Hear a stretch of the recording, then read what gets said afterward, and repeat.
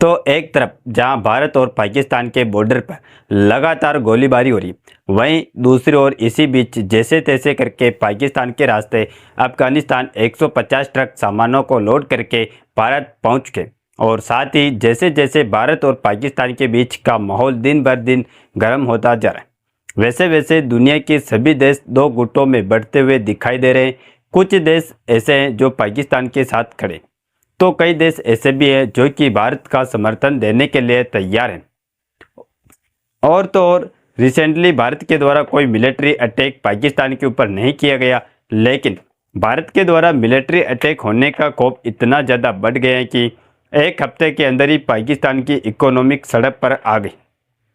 और 70,000 करोड़ उनके पानी में डूब गए, जिससे भारत और पाकिस्तान के बीच युद्ध शुरू होने से पहले ही उनके हाथों में हमने कटोरा थमा दिया। इस कटोरे को पाकिस्तान लेकर पहुंच गया है IMF के पास और उनसे कहीं गुजरी हालत में भी 1.3 बिलियन डॉलर की भीख मांग रहा है। पूरी डेवलपमेंट क्या है इस वीडियो में समझते हैं। नमस्कार दोस्तों, मैं राधेश्याम और आप देख रहे हैं KSR न्यूज 24। दरअसल देखा जाए तो भारत और पाकिस्तान दोनों देश अपनी तरफ से अपनी अपनी तैयारी में जुटे हुए हैं, लेकिन भारत के द्वारा लिए जा रहे फैसले जो हैं वे न सिर्फ बातों ही बातों में हो रहे हैं, बल्कि उसे अप्लाई भी किया जा रहा है। जबकि वहीं दूसरी ओर पाकिस्तान की तरफ से जो फैसले लिए जा रहे हैं उन्हें अपनी ही बातों पर पलटना पड़ रहा है।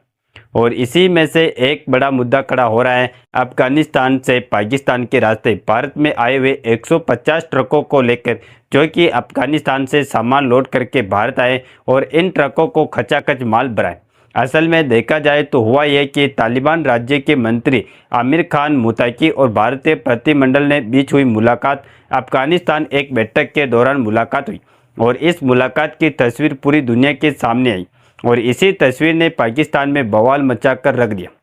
क्योंकि पाकिस्तान एक ओर से भारत और दूसरी ओर अफगानिस्तान से घिरा हुआ है।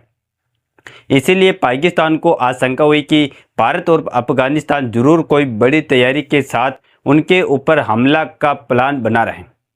इसीलिए पाकिस्तान जल्दबाजी करते हुए फैसला लिया कि वह अपने देश की जमीन के रास्ते किसी भी थर्ड कंट्री को व्यापार के लिए आने जाने नहीं देंगे।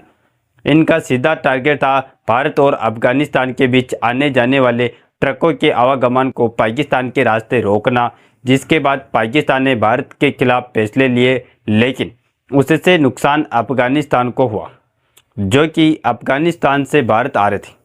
वह इनके बॉर्डर पर ही फंसे हुए थे और ट्रकों को भारत आने से इन्होंने रोक लिया था।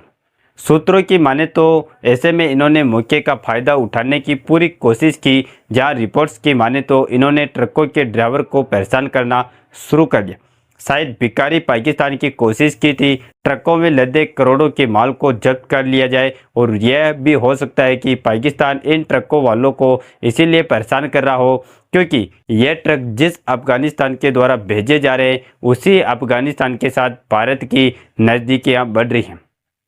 लेकिन पाकिस्तान को इस बात का डर सताने लगा कि कहीं उनके द्वारा इन ट्रकों को लंबे समय के लिए रोकना इनके लिए भारी पड़ न जाए और अफगानिस्तान दोनों एक साथ इनकी बैंड ना बजाए। इसीलिए खासकर इन्होंने तालिबान के डर से इन ट्रकों को बाघा बॉर्डर क्रॉस करके भारत आने दिया। इन ट्रकों में सूखे मेवे और अन्य अफगानी उत्पाद के साथ साथ प्याज और दाल लदे हुए हैं। हालांकि इससे जाहिर है कि वह भारत को रोकने में तो कामयाब नहीं हो पाया, लेकिन वह खुद अपनी अर्थव्यवस्था के लिए और अपने देश के लिए मुसीबत खड़ी कर रहा है,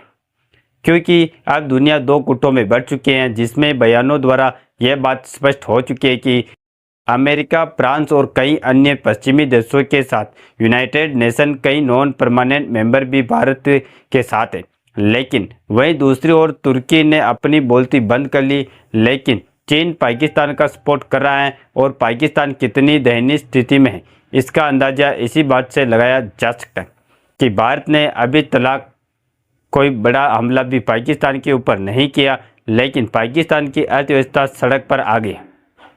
और एक हफ्ते के अंदर उनका 70,000 करोड़ पानी की तरह डूब चुका है। वैसे तो देखा जाए तो आज के समय यह रणनीति सबसे ज़्यादा सूटेबल भी है कि पहले दुश्मन को अपराजित बना दो, उसके बाद दुश्मन पर ही हमला करने की जरूरत ही नहीं, बल्कि वह खुद घुटनों पर बैठ जाएगा और ऐसा ही माहौल देखने को मिल रहा है, क्योंकि भारत ने अपनी ओर से कई एक्शन लिए, लेकिन जो भारत ने जो नुकसान पाकिस्तान को बिना घर में घुसे पहुंचाया है वह काफ़ी बड़ा है। जी हाँ दोस्तों, यह नुकसान पाकिस्तान के शेयर बाजार को लगा है, क्योंकि भारत की ओर से पाकिस्तान के खिलाफ किए गए एक्शन की वजह से पाकिस्तान शेयर बाजार में बड़ी गिरावट देखने को मिली है, जिसकी वजह से पाकिस्तान स्टॉक मार्केट को करीब 70,000 करोड़ का नुकसान बीते एक हफ्ते हुआ है। और जिस तरीके से भारत से पंगा लेने के बाद जब बांग्लादेश के हाथ में कटोरा आया तो वह IMF के सामने भीख मांगने पहुंचा, उसी तरीके से भारत के एक्शन से पाकिस्तान घबराया हुआ है और मदद के लिए लगातार कटोरा लेकर अपने मित्र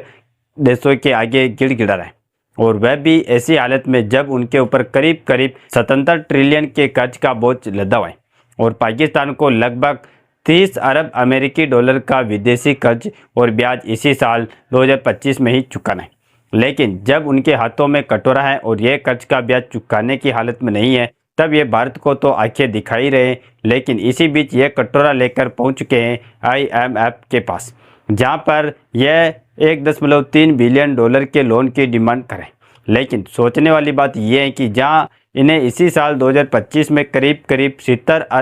30 अरब डॉलर का ब्याज चुकाना है, ऐसे में उनके पास इसकी व्यवस्था तो है नहीं। तो अगर इंटरनेशनल मॉनेटरी फंड इन्हें 1.3 बिलियन डॉलर का लोन दे भी देता है तो उससे भला क्या ही उखाड़ने वाला है।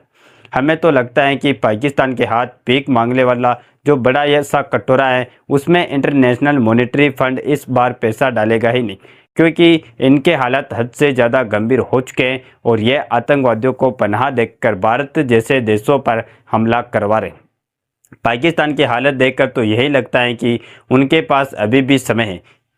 तो वह खुद भारत के सामने घुटने टेक कर भारत का कश्मीर वापस कर दे, या फिर अंत में पूरी तरह से देश को बर्बाद करने के बाद भारत के सामने घुटना टेकने के लिए तैयार हैं। क्योंकि IMF से आर्थिक सहायता के अलावा भारत से तनाव के बीच अफगानिस्तान अपने मित्र देश से लगातार मदद की गुहार लगातार नजर आ रहा है। इसी बीच उसने चीन से अपनी स्वैप लाइन यानी कि पाक करेंसी स्वैप को 10 अरब युआन यानी करीब 1.4 बिलियन डॉलर बढ़ाने की रिक्वेस्ट किया। बता दें कि फिलहाल यह 30 अरब युआन है और पाकिस्तान के वित्त मंत्री के मुताबिक इसे 40 अरब युआन करने की रिक्वेस्ट किया गया। यानी कि पाकिस्तान की आर्थिक हालत जिस तरीके से खराब है, ऐसे में आप सोच कर देखिए कि आप इस जगह पर होते तो देश को बचाने के लिए कर्ज चुकाने का कोई ना कोई उपाय सोचते और भारत जैसे देशों को युद्ध करने की तैयारी ना करके अपने पड़ोसी में भारत जैसे देश का फायदा उठाते और पाकिस्तान जैसे देश को फिर से बुलंदियों पर लाते। लेकिन अब पाकिस्तान तो खुद को मिटाने के लिए कसम खा चुका है,